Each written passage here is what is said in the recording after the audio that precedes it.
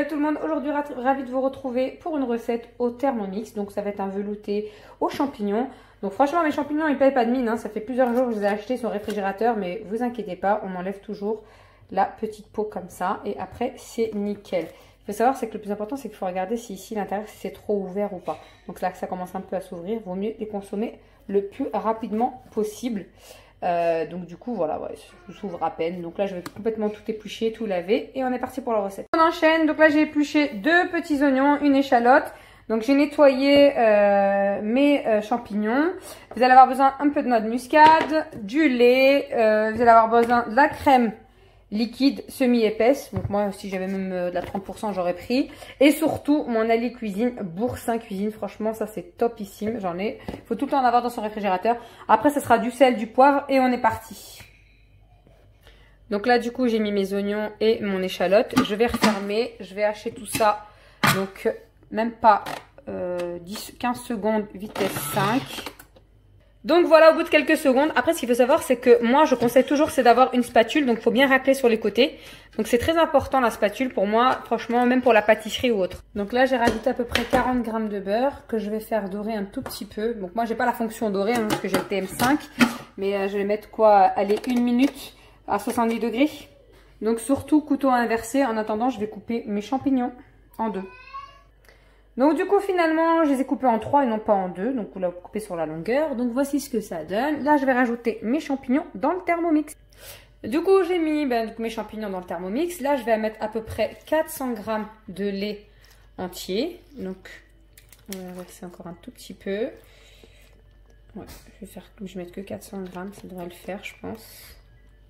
C'est un peu une recette freestyle. Hein. Voilà. Ce que je vais faire, c'est que je vais...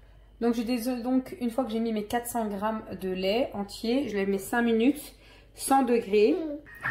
Donc, 100 degrés avec la cuillère. Donc, à peu près 5 minutes. Et après, on reviendra pour mettre justement les épices, la crème boursin, la crème liquide, tranquillement. Donc, comme vous pouvez le constater, ça a donc un peu réduit. Donc là, je vais rajouter une cuillère à soupe. Donc une grosse cuillère à soupe de farine, je vais dire exactement combien elle fait parce que j'ai mis ma balance. Ça fait à peu près 20 g. Oh, je vais en rajouter encore un tout petit peu pour que ça fasse 30 g. Donc voilà, j'ai mis mes 30 g. Je vais verser donc entièrement ma crème semi-épaisse. Donc si vous avez de la 30%, c'est très bien. Donc moi, vu que j'avais celle-ci, j'en avais en grosse quantité, autant que je liquide le tout. Donc voilà, je récapitule. J'ai mis 30 g de farine et j'ai mis ma crème liquide. Donc ça fait à peu près, enfin le petit brick qui fait 20 centilitres de mémoire.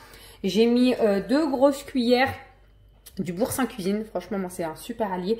Donc j'ai mis 2 grosses cuillères qui se retrouvent juste là. J'ai mis de la noix de muscade. Donc j'ai mis à peu près l'équivalent entre une demi-cuillère et une cuillère à café. Ça dépend de si vous aimez ou pas. J'ai mis un tout petit peu de poivre. Donc étant donné que je vais la faire déguster à des enfants, je n'ai pas salé. Je salerai directement moi-même dans mon assiette. Mais des fois, il n'y a même pas besoin. Donc voilà, là on est reparti pour 10 minutes. En mode Varoma avec justement la cuillère. Donc voilà comment je l'ai programmé, 10 minutes Varoma avec la cuillère. Et puis là, ça va mijoter le tout. Et puis à la fin, de toute façon, je vais mixer. Donc, quoique je peux mettre même vitesse plutôt inversée. Vitesse 2. Allez, on va mettre vitesse 2. C'est pas mal, vitesse 2. Donc cette fois-ci, je laisse bien en Varoma, vitesse 2, 10 minutes. Et à tout de suite. Je vous ai dit, moi je suis sans filtre. Hein. Je vous montre, en fait, vu le fait que je l'ai mis à vitesse 2, c'est un petit peu bouilli. Bon, je suis partie faire autre chose, je me suis occupée des enfants, donc forcément c'est un petit peu débordé, mais légèrement sur le dessus, mais c'est pas très grave. Dans ces cas-là, vaut mieux le mettre avec la fonction de la petite cuillère, en mode mijotage si vous préférez. Voilà, comme ça pour celles qui ont le TM5. Et donc du coup, là j'ai rajouté 2 cuillères à soupe du persil et de l'ail. Donc franchement, vu que c'est déjà bien chaud, j'ai pas besoin de le faire cuire. Je vais juste mettre, je sais pas, 10 secondes, on va dire. Vitesse 10, même 6 secondes, vitesse 10, histoire juste de bien tout mixer, même si ça a déjà bien tout mixé. Et voici ma soupe. Il me reste plus qu'à vous souhaiter une bonne dégustation. N'hésitez pas à liker, à partager. Franchement, pour une première, j'ai goûté, c'est excellent. Je l'avais déjà fait donc avec une casserole ou avec une gamelle. Donc là, je voulais vous la revisiter, on va dire un petit peu au Thermomix. Donc franchement, elle n'est pas trop épaisse ni trop liquide. C'est bon pour toute la famille. En même temps, vous mangez des légumes. On est en plein hiver. C'est topissime. Et je me reste plus qu'à vous dire à bientôt. N'hésitez pas à liker et à partager. Et voici ma soupe aux champignons qui est enfin prête au Thermomix. Il me reste plus qu'à vous souhaiter un bon appétit, une bonne dégustation. N'hésitez pas à aller voir toutes mes vidéos sur Sonia Cooking sur YouTube.